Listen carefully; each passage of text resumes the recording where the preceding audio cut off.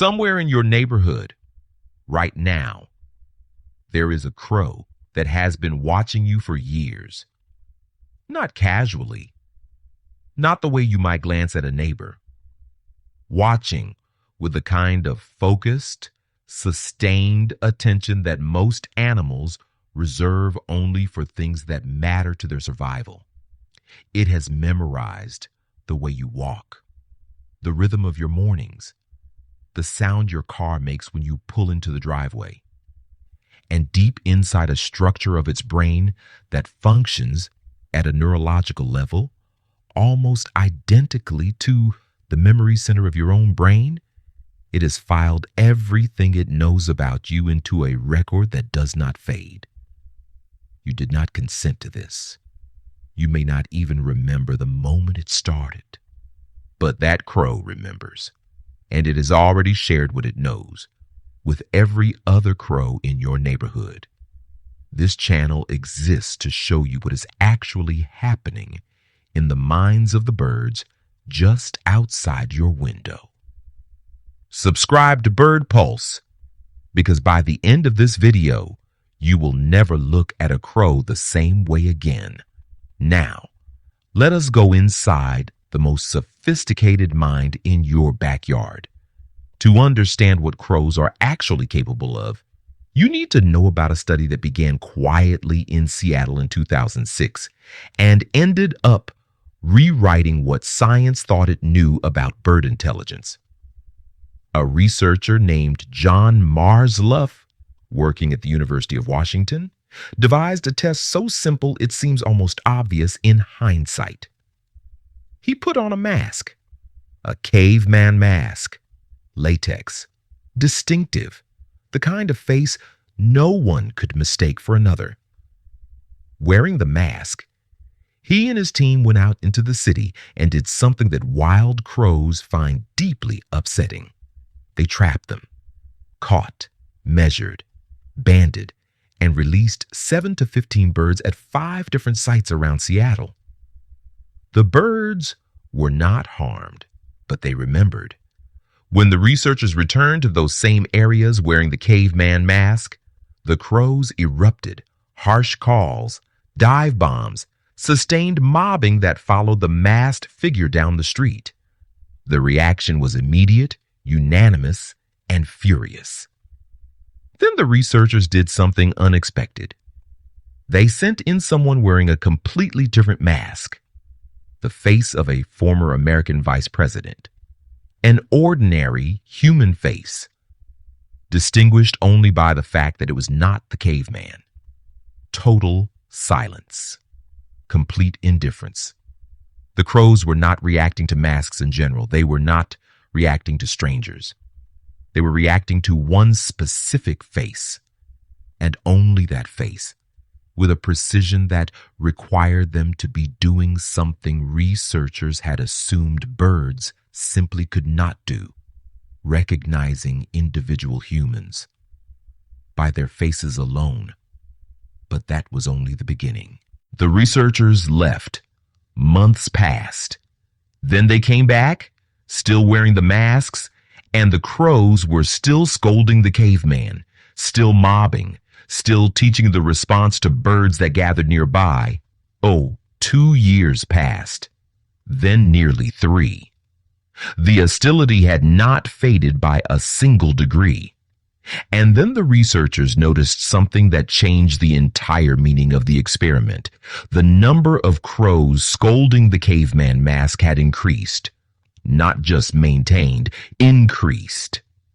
Birds that could not possibly have been present at the original trapping, birds that were not yet alive when the first crows were captured, were already hostile to a face they had never personally encountered.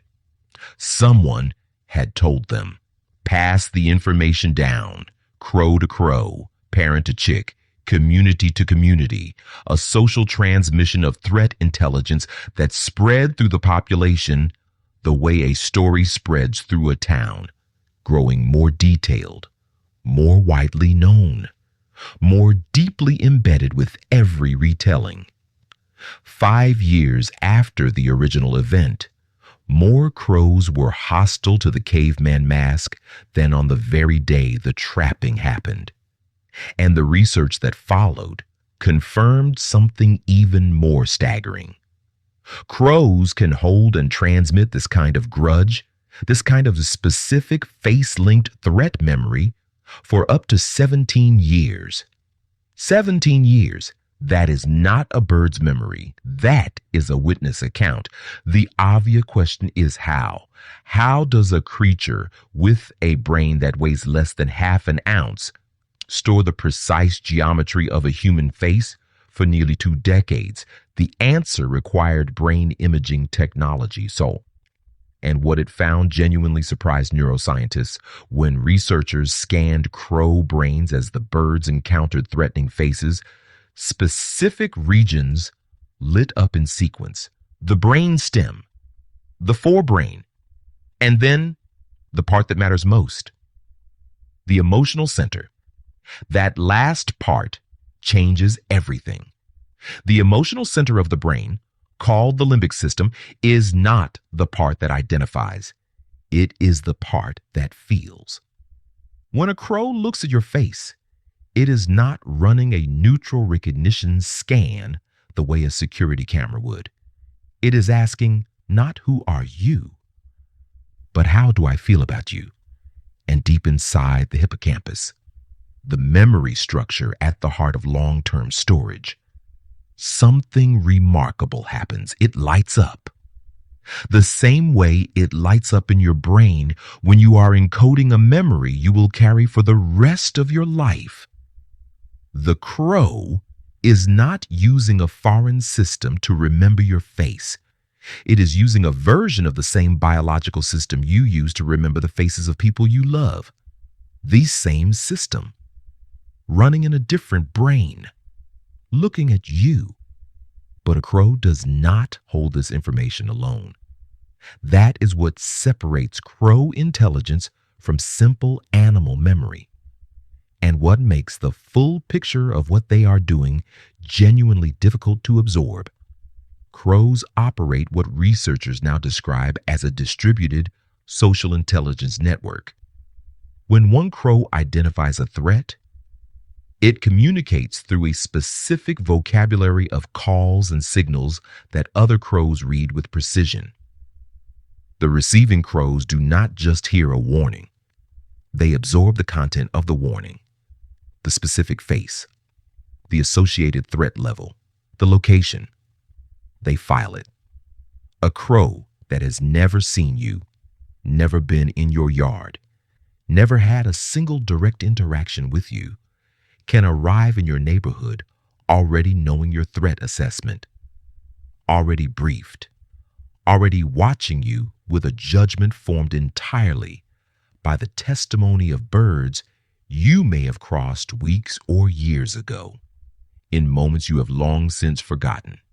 You have a reputation in the crow world. You did not build it intentionally. You are probably not aware of it, but it is real, and it is being updated constantly by minds that do not sleep on the information, do not misremember the details, and do not forget the face. There is one crow behavior that brings this social intelligence into its sharpest focus, what researchers and most people who have witnessed it call the crow funeral. When a crow dies, another crow that finds the body does something specific. It calls, not a mournful sound, a sharp, urgent alarm that pulls every crow in the area toward the location. They arrive, they gather, they call loudly, circle the body, dive toward it, and then, almost as one, they leave. For a long time, researchers assumed this was grief. Then they put crows in brain scanners. The hippocampus, the memory formation center, was intensely active, not the regions associated with emotional distress, the regions associated with learning. The crow funeral is not about the dead crow. It is about the living crows and what they are learning. Every crow in that gathering is simultaneously memorizing the location, the circumstances, and every human face in the vicinity. If you were nearby, if you simply happened to be in the area, your face was filed not as a mourner, as a potential suspect, as a face to remember, as information to share. But the same precision that makes crows such relentless record keepers of threat operates with equal fidelity in the opposite direction.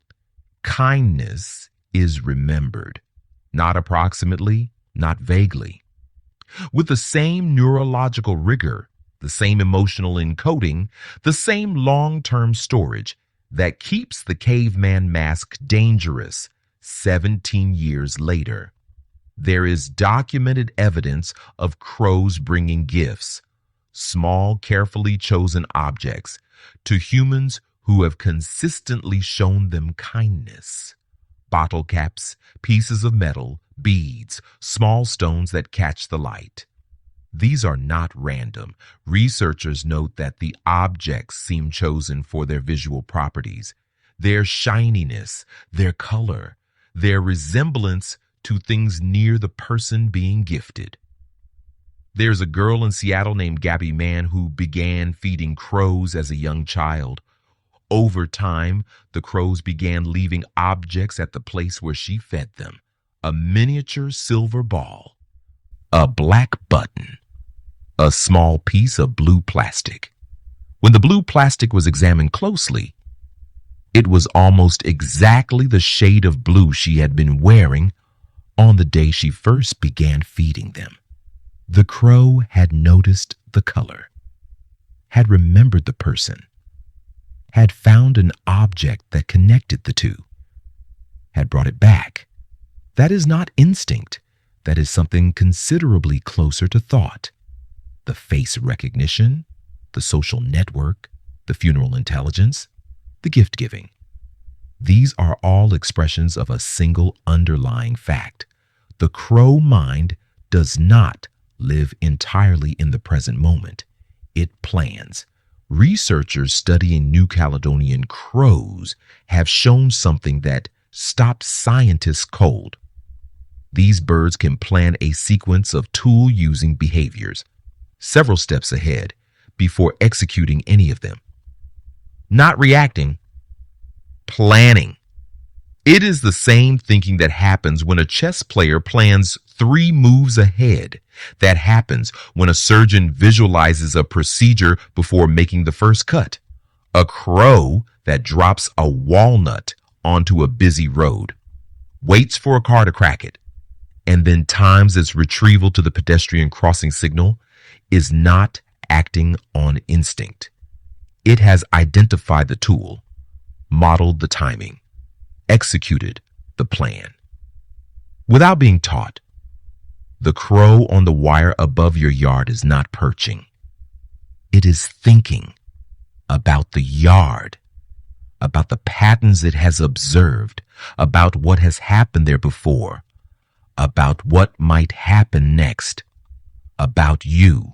Tomorrow morning, before you have had your first coffee, before the day has fully started, a crow will look at you, not past you, not around you, at you specifically. It has been doing this for longer than you know.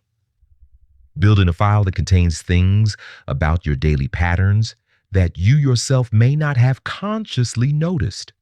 The time you leave, the route you take, the moments you look up, and the moments you do not. It has shared this file, updated it, passed pieces of it to crows that were not yet born when it first began watching. And somewhere in that file, in the part of its brain that processes not just identity but feeling, there is an assessment of what kind of presence you are in the world it shares with you, whether you are a threat to be warned about, or a kindness to be remembered, or simply a familiar shape in the morning, a face it has known for years, moving through a landscape that belongs in its own way. To both of you, you cannot change what it already knows, but you can influence what it learns next. The next time a crow looks at you, really hold your gaze. Look back, not with alarm, with acknowledgement, because the mind behind those eyes is older and more precise and more socially connected than anything you were ever taught to expect from a bird. And it is still deciding, still watching, still remembering every single detail of what it sees. If a crow has ever brought you something, followed you somewhere, or scolded you for something you have no memory of doing, tell me in the comments. I want to know what it filed about you. I read every single one. Welcome to Bird Pulse.